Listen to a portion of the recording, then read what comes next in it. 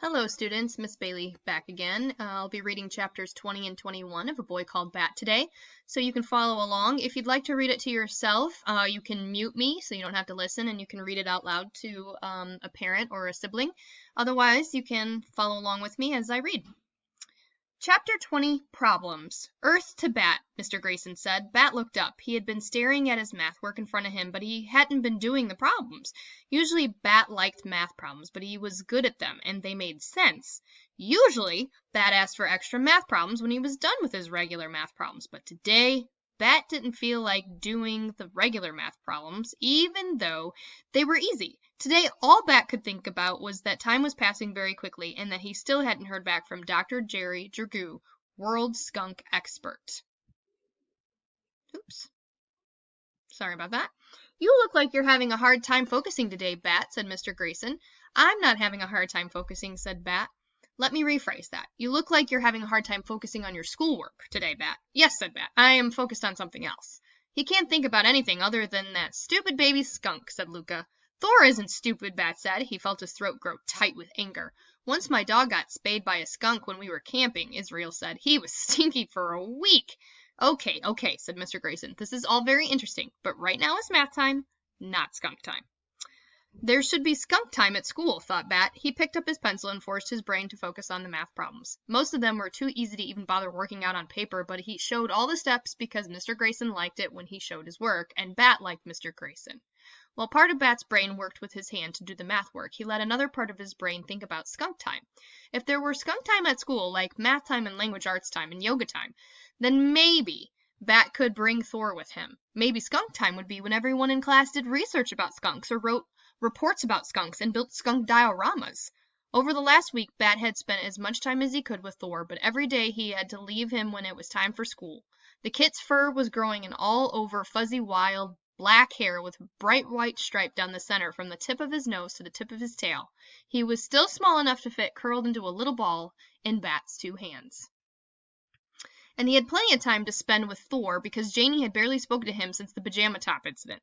She spent all her time in her room practicing the off with her head song for her Queen edition and going over to Ezra's house.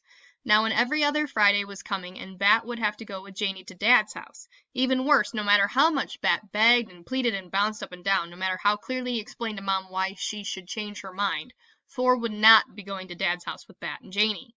This every other Friday meant that Thor had already spent 2 weeks living with Bat and his family, and if Bat didn't find a way to change Mom's mind in 2 more weeks, Thor would be leaving for the rescue center. Thor will be fine, Bat, Mom had said. Lawrence is going to take him for the weekend. It wasn't that Lawrence couldn't do a good job of taking care of animals. Bat thought as he finished the last row of his math problems. It wasn't that Bat didn't trust Lawrence. It was just that, well, Bat didn't want anyone else taking care of the skunk kit. What if Lawrence did a better job? What if Thor was happier at Lawrence's house than at their house? And even if Lawrence was trustworthy, no one was perfect. What if Lawrence put the animal carrier on top of his car while he unlocked the door, and then he forgot it was up there and drove away? What if Lawrence went out to get some ice cream and didn't remember to lock the door to his house and someone broke into it and stole Thor? Even if everything went just right, at the end of the weekend they would be just 2 days closer to Thor leaving them forever. Just thinking about that made Bat feel queasy, like he'd been jumping out on trampoline with a stomach full of pizza. Bat, said Mr. Grayson, do you need to take a little break? Bat stopped tapping his heels under the table. He pulled the neck of his t-shirt, which he had been sucking on in the way he sometimes did when he felt nervous, out of his mouth. He set his pencil down. Yes, please, he said. In the back of the room, Baby Cake sat placidly licking a light pink wheel of salt. Her ears flapped to the side in relaxation. Bat wished he felt as calm as Baby Cake's looked. He climbed into her enclosure and sat cross-legged beside her, scratching behind her ears and thinking about the weekend. If his parents weren't divorced, then he wouldn't have to leave home every other weekend and go to his dad's dumb apartment. Even if his parents weren't divorced, Thor wouldn't be spending the weekend with Lawrence. Chapter 21, Organizational Systems. At least Dad liked to go to the candy store as much as Bat did. That was one good thing about every other weekends. On Saturday morning after breakfast and dishes, Dad pulled their bicycles out of his garage. Unlike the garage at home, which was twice as big and 4 times as crowded, Dad's garage was labeled and organized. Helmets were kept in a clear plastic bin marked helmets. The bikes, instead of leaning up against a wall or on each other, were pulled neatly into a bike rack like the one at school, and Dad always arranged them in order of size, left to right, large, medium, small.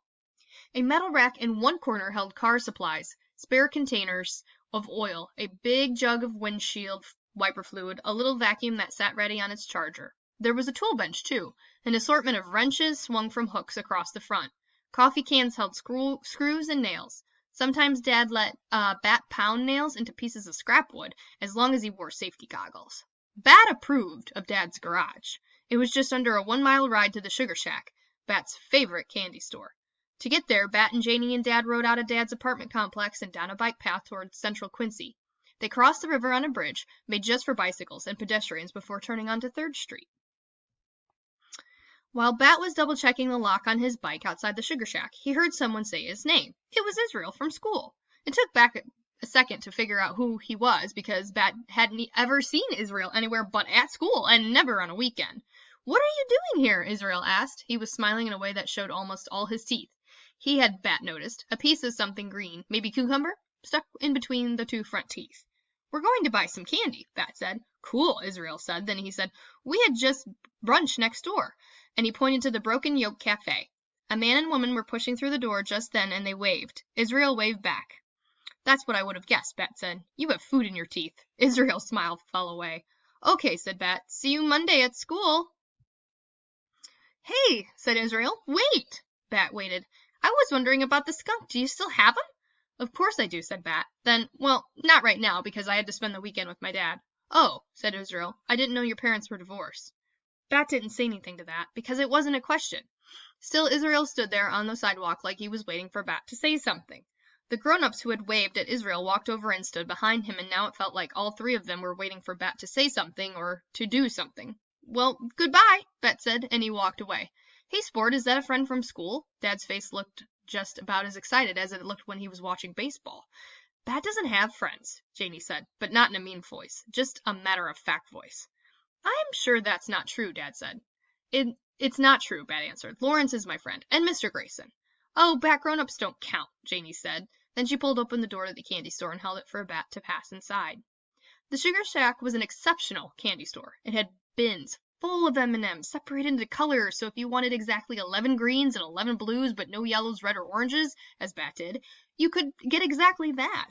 Along the back wall were the gummies: gummy bears, gummy worms, gummy sharks, gummy hippos, gummy rhinos, gummy jellyfish, gummy dinosaurs, gummy frogs, gummy sea stars, gummy zebras, gummy camels, gummy parrots, gummy crabs. Bat didn't like gummy candy, but he always got one gummy sea star anyway. He liked the way they felt in his hand. Big barrels full of hard candies formed the aisles: jawbreakers and gumballs and candy necklaces and rock candy and ring pops. Just inside the door was a case of jelly beans arranged in a rainbow of colors.